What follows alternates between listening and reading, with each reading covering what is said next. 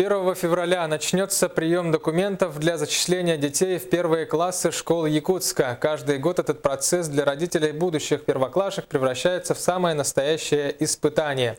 Наш корреспондент Саргалана Захарова разбиралась в проблеме в целом и расскажет также о том, в какие школы столицы выстраиваются наиболее длинные очереди. Сегодня коридоры школ полны учащихся, но 1 февраля их заполнят родители, которые хотят зачислить своего ребенка в первые классы. Особенно большой ажиотаж вокруг школ, где укомплектовывают якутские классы. Это такие школы, как 17-я Сахагимназия, Якутская национальная гимназия АИК-ГАТА. В прошлом году, чтобы зачислить своего ребенка в одно из этих учреждений, родители дежурили у школ уже с ночи, заранее составляли списки.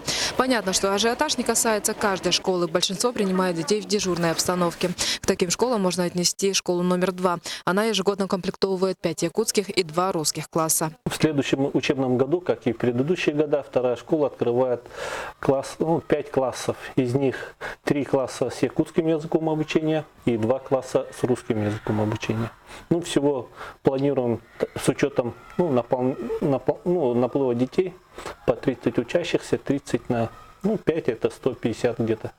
Ну а что касается записи детей в популярные у населения учебные заведения, то в этом году самые инициативные родители вновь составили списки будущих первоклашек. В соцсетях и мессенджерах распространяется информация о них еще с сентября. Однако, как отмечают в управлении образования города, при зачислении ребенка они не будут играть никакой роли. Они никакого законного, скажем, даже обоснования не имеют. Это родители с прошлого года у нас практикуются на территории городского округа, город Якутск.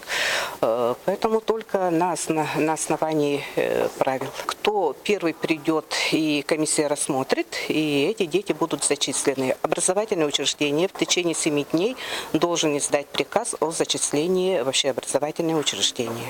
Если в столице главная проблема получить место в желаемой школе, то в некоторых районах отправить первоклашку в достойное и безопасное здание школы. Так, по всей Якутии около 10% всех зданий общеобразовательных учреждений являются ветхими. Но стоит отметить, сегодня в республике ведут работу по улучшению условий. Только в этом году должны ввести в эксплуатацию 12 школ. В их числе долгожданное открытие нового здания в поселке Черский Нижнеколымского района. Школы на 275 мест.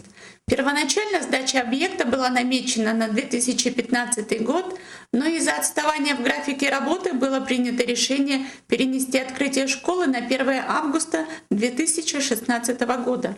С тем, чтобы 1 сентября новая школа открыла двери для 308 детей. В этом году пойдут в первый класс 80 ребятишек. В этом году, по данным Министерства образования республики, в первый раз в первый класс пойдут более 15 тысяч детей. Из них более 4 тысяч в столичные школы. Вопрос обеспечения всех первоклашек местами с каждым годом стоит все острее. Количество поступающих детей ежегодно растет, а мест в школах больше не становится. Самая большая проблема – это в городе Якутске, в связи с тем, что сюда есть и миграционный процесс, и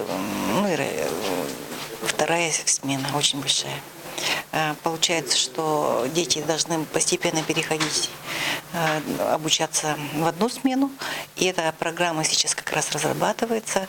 В этом году она начнет работать, и мы уже сейчас должны подыскивать территории, здания для того, чтобы их приспособить. Но несмотря на все трудности, Министерство и Управление образования города уверены, местами обеспечат всех. Отметим, в этом году в столице предусмотрено 4700 мест в 159 школах. Порядок зачисления детей остался без изменений. 1 февраля в 9 утра родителям будущих первоклашек будет необходимо принести в школу оригинал свидетельства о рождении ребенка, паспорт одного из родителей, справку о регистрации с места жительства ребенка. Саргалана Захарова, Василий Соловьев, Ишхан Сарксян, Якутия. День за днем.